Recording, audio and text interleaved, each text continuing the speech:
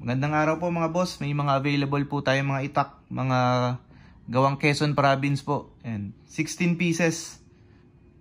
Ayan, pakita ko sa inyo mga boss. Dalawang klase siya eh. Ito yung isa. Ayan, ang pinagkaiba lang nila yung handle. Yung handle nung kalahati, kahoy. Yung iba naman, Carabao horn. Ayan, pero same lang ng materials na ginamit sa kaluban tsaka sa talim. Ito yung kaluban nila, Nara. Ayan, design lang po yung mga ano. Ayan, hindi siya nakarimatcha, naka-epoxy siya. Ayan, design lang po siya. Ayan, pero pulido po yung pagkakadikit niyan. Ayan, Nara yung kaluban. So, buksan natin.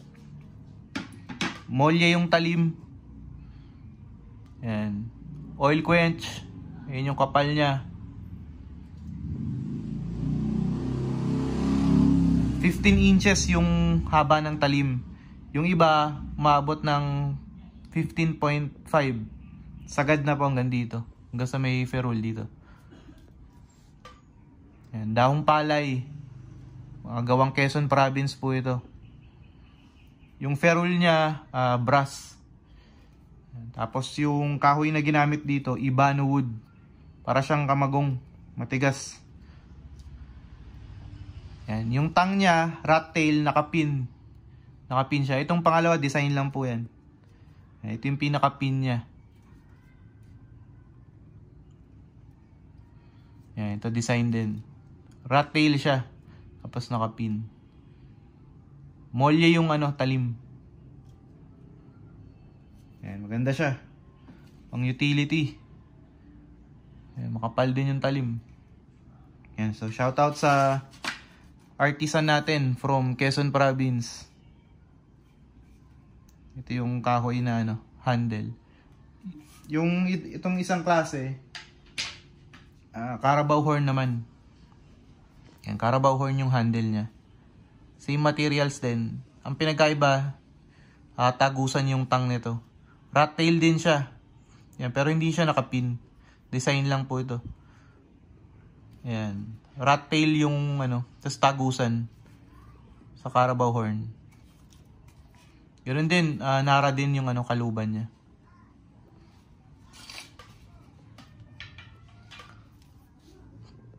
Yun yung talim. Ito yung kapal. Mas mabigat lang ng kaunti yung ano, yung sungay na handle. Ayan o. Meron tayong 16 pieces nito mga boss. Sa mga interesado, PM lang po.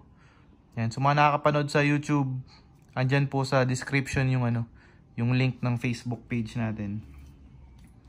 Yan, available to mga boss. Yung timbang nila, yung kahoy mas magaan eh, mga 500 grams. Tapos yung sungay, yung handle, mas mabigat siya, mga 510 to 515 grams yung timbang. Ayan. Yun yung bigat nila.